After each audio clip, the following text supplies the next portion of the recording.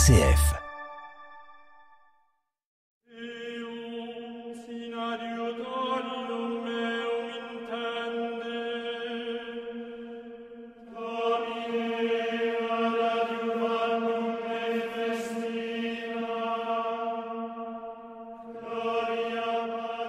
Canticum Novum, le magazine du Grégorien, Jacques Zegers.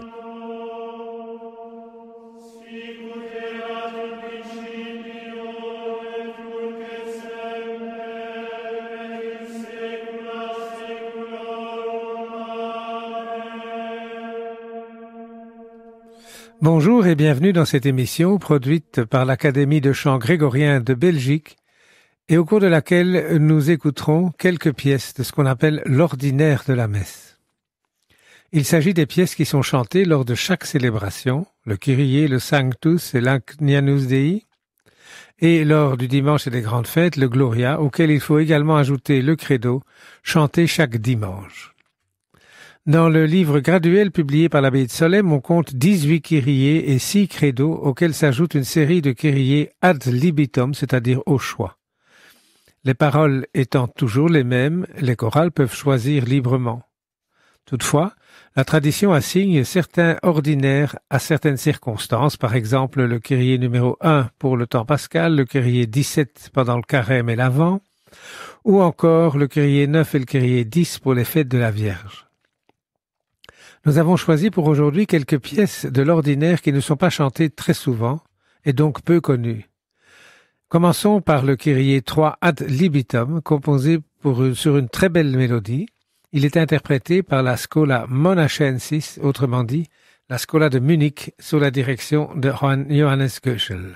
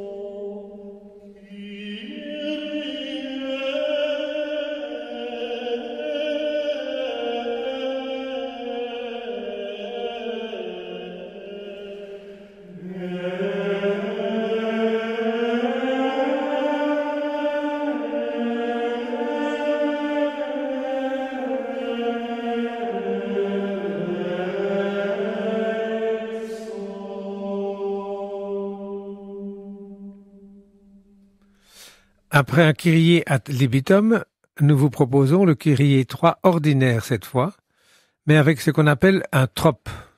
Comme la mélodie a été construite avec de nombreux mélismes, c'est-à-dire un grand nombre de notes sur une seule syllabe, on a pris l'habitude au Moyen-Âge de placer des paroles sous ces mélismes. Les premiers mots de ces tropes ont également servi à identifier les Kyriés. C'est ainsi que la pièce que nous écouterons s'appelle aussi Kyrie Rector Cosmi Pie, ou alors on peut aussi dire Kyrie numéro 3. Nous écoutons ici la Nova Schola Gregoriana dirigée par Alberto Turco.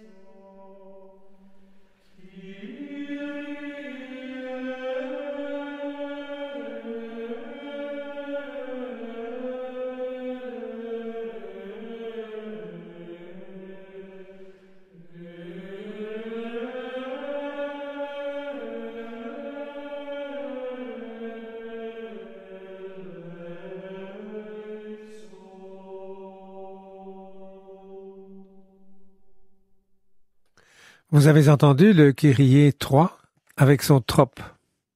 Voici maintenant un Gloria, un peu particulier, c'est le Gloria ambrosien.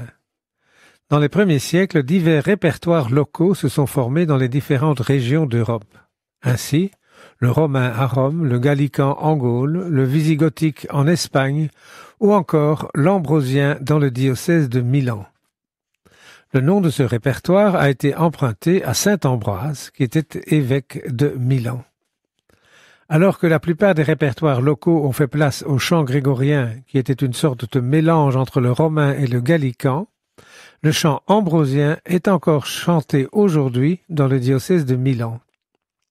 Voici donc ce Gloria ambrosien interprété par la Schola in Dulci Jubile, également dirigée par Alberto Turco. Comme vous le verrez, les versets commencent recto tono, puis se développent dans un jubilo très mélodique qui confère à cette pièce toute son originalité.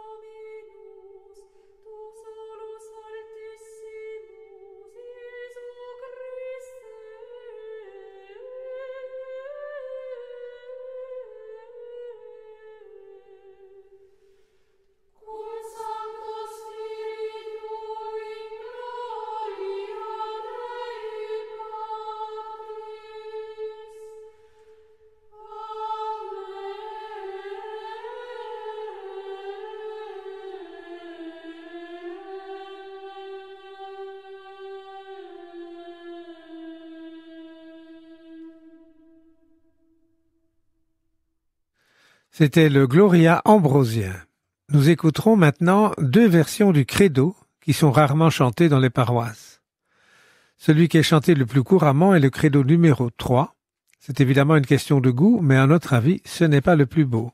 D'autant plus qu'il ne s'agit pas de grégorien authentique, car il a été composé au XVIIe siècle, c'est-à-dire à une époque où le vieux répertoire était achevé depuis plusieurs centaines d'années. Comme vous le savez sans doute, le credo contient les affirmations que les fidèles sont invités à croire et qui constituent l'essentiel de la foi chrétienne. Le texte que nous chanterons pendant la messe est appelé symbole de Nicée-Constantinople, car il fut adopté par les conciles qui se sont tenus dans ces deux villes respectivement en 325 et en 381 après Jésus-Christ. Le texte actuel fut officiellement fixé lors de la publication du missel romain révisé en 1570 sous le pontificat de Pie V, à la suite du concile de Trente. Voici donc le credo numéro 4, interprété par la Schola Monacensis.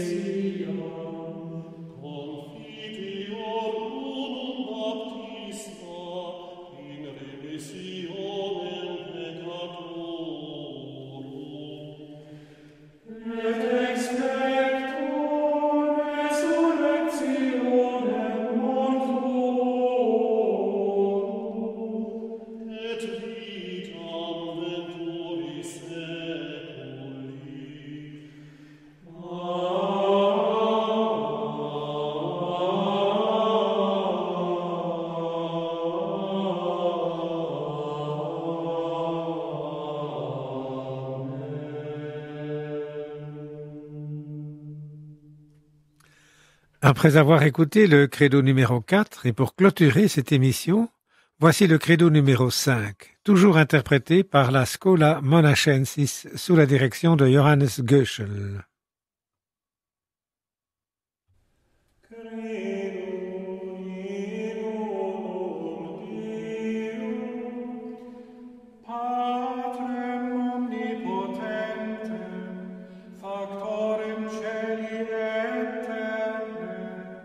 Visibilium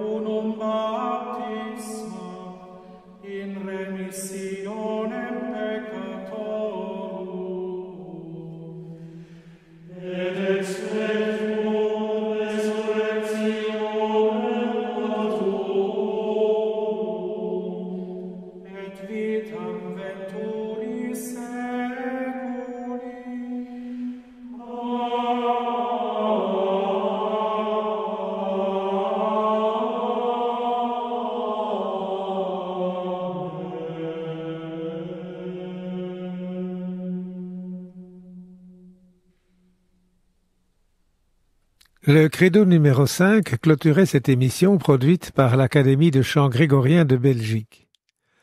L'Académie de chant grégorien a comme objectif la promotion du chant grégorien, mais surtout la formation. Elle organise des cours, des séminaires ainsi qu'un stage d'été. Le cours de Bruxelles a commencé en novembre dernier et le cours de Liège débutera prochainement. Un stage d'été sera organisé à l'abbaye de Maredret du 13 au 20 août sous la direction de Juan Carlos Asensio, assisté par Isabelle Vallotton. À noter également le samedi 25 mars, une journée consacrée au chant cistercien animée par une moniale de l'abbaye cistercienne française de Boulor, sœur Sylvaine Riobé. Elle aura lieu au couvent des Dominicains, avenue de la Renaissance à Bruxelles. Vous trouverez tous les renseignements utiles à propos de ces activités sur le site de l'Académie de chant grégorien, grégorien.be. Au revoir et à bientôt.